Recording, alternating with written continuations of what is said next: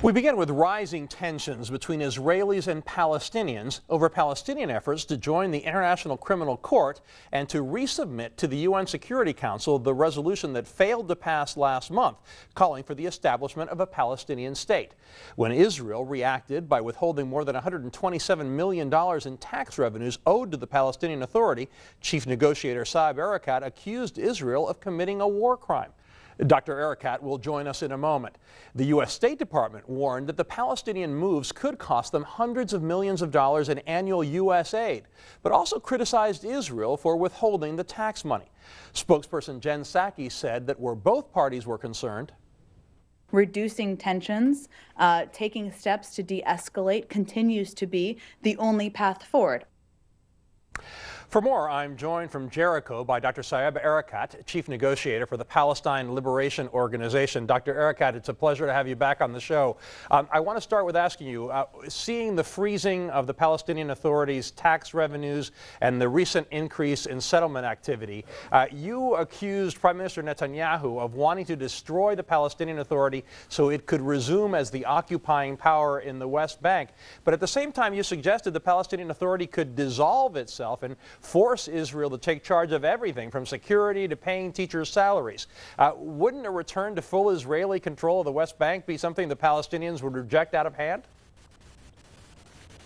Well, actually, Antonio, they are back. They never left. We have begun a process with them to gradual withdrawal and to achieve independence in 1993 when the Palestinian Authority was born, to take Palestinians from occupation to independence. Over the years, the last 23 years, the Israeli governments have continued with the settlement activities, incursions. Actually, last year they reintroduced the so-called civil administration of the Israeli forces in the West Bank. Of course, they continue to control East Jerusalem and siege Gaza. So what they did yesterday is to withhold our tax revenues, which means, that we are unable to function in our hospitals, or to buy medical supplies, or to function our schools, or our social networks. And we are unable to pay salaries. We were supposed to pay salaries yesterday. We could not do that. So it means that, they are destroying the Palestinian Authority. So what we tell them, instead of doing all of this, we invite you to assume your responsibilities as the occupying power, which by fait accompli policies they are. And they're keeping us as an authority by name to pay salaries and to coordinate with them, and this cannot continue. A status quo cannot continue. A Palestinian Authority without any authorities and a cost-free occupation is the status quo that Mr. Benjamin Netanyahu, the Prime Minister of Israel, wants to continue with. And our message to him, status quo cannot be sustained. But business as usual, no more. But would you seriously consider dissolving the Palestinian Authority as a big move? It's not dissolving the Palestinian Authority. It's not dissolving the Palestinian Authority. Netanyahu is destroying the Palestinian Authority. He has deprived us from our legal jurisdiction, economic jurisdiction, territorial jurisdiction, security jurisdiction, functional jurisdiction, personal jurisdiction, and that's the truth. He is destroying. He's finished with destroying the Oslo Accords and the peace process. And we're trying to tell the international community the side that needs to be stopped is not the Palestinians seeking the Security Council or the International Criminal Court or other conventions. It is the Israeli government that is dictating settlements, that's destroying the two-state solution, that continuing with the demolition of homes, confiscation of land, sieging Palestinians, suffocating Palestinians, and to the extent of employing the biggest collective punishment of putting 4.5 million Palestinians at the mercy of their livelihood by withholding our tax revenues, which is $130 million a month. They collect for us at an exchange of 3% of each single dollar, and that constitutes 72% of our budget. Now, this is in reaction to the Palestinian Authority moving to join the International Criminal Court. It's been called the nuclear option. Canada said it was a dangerous move. The U.S. called it deeply troubling. Why did you feel the Palestinian Authority needed to take that move now? Because we want to tell Palestinians that only through peaceful means and through civilized means and through international law, void of violence, shall we achieve our independence. Palestinian people are really seeing the continuation of the Israeli dictation, settlement activities, incursions, siege, enclosure, demolition of homes. So by going to the Security Council, we're telling Palestinians it's through these agencies that we need to get our independence, through peaceful means. And the ICC, we need to defend our people.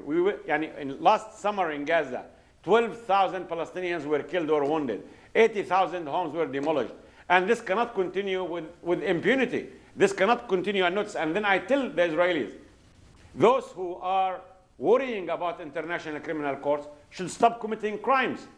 Those who are appalled by this Palestinian decision, what did you do to stop Israel from continuing its occupation for the last 45 years in the West Bank and East Jerusalem and the Gaza Strip? But why can't you stop Israel, even if you are allies with Israel? Yeah, but you know Netanyahu's reaction was to say the ones who should face justice are the heads of the Palestinian Authority who entered an alliance with the Hamas war criminals. And the ICC could take up charges against Hamas and the Palestinian Authority as well as Israel. In fact, Israel is apparently preparing to try to bring those charges. Are you not concerned about the reaction at the International Criminal Court and in general, that they could continue to freeze your revenues, that they could continue to increase the settlement activity?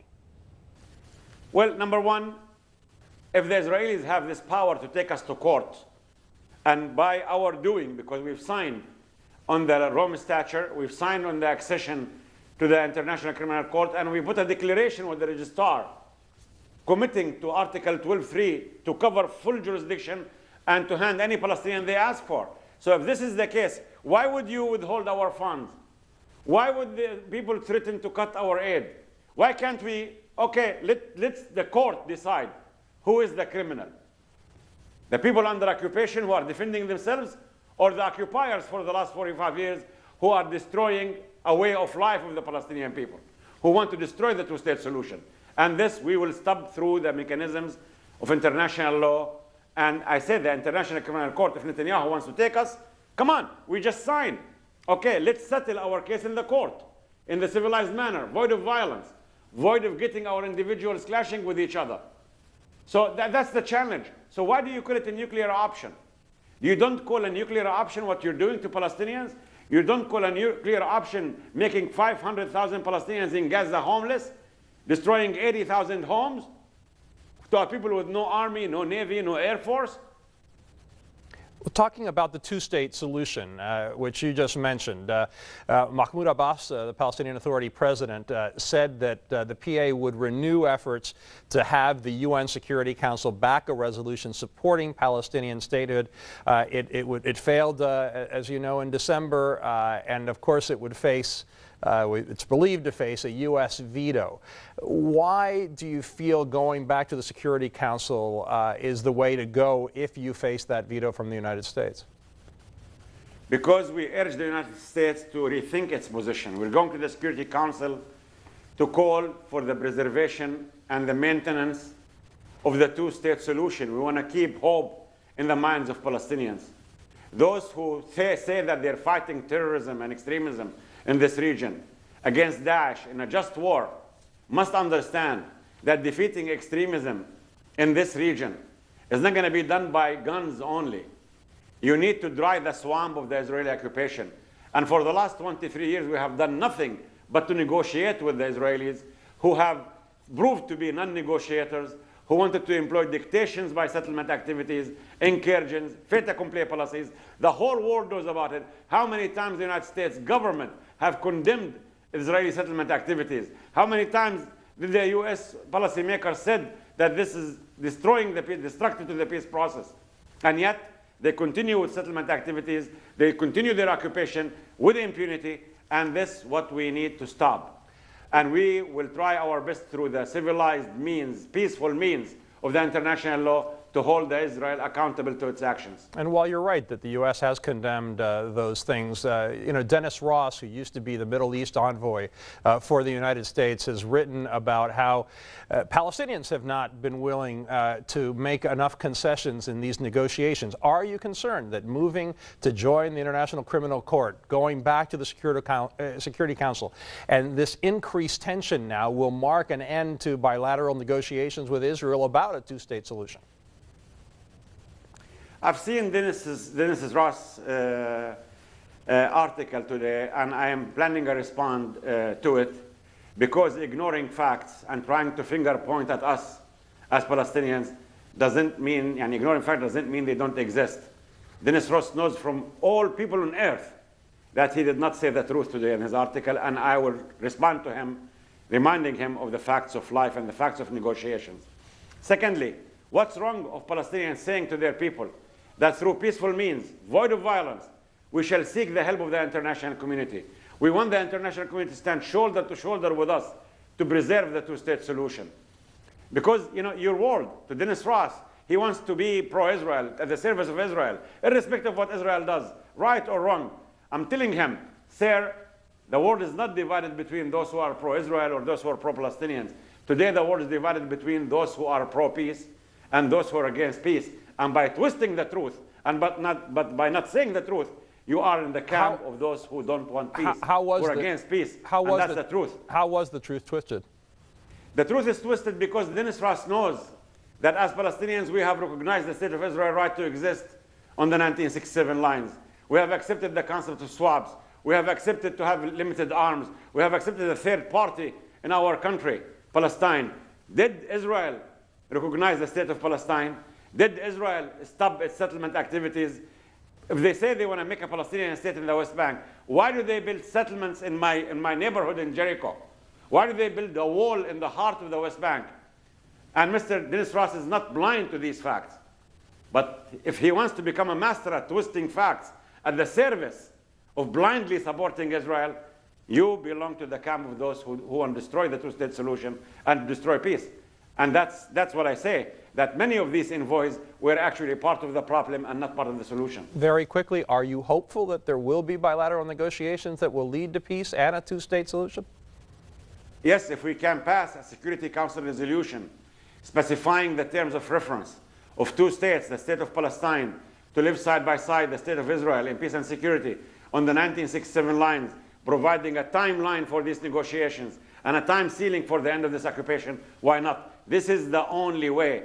The Israeli governments have yet to say that they recognize the state of Palestine. They have not done so. They continue being the occupiers, the dictation, and building settlements, which is really the biggest hurdle of the two-state solution. Dr. Saeb Erekat, Chief Negotiator for the Palestine Liberation Authority Organization, it's good to have you back with us. Thank you very much.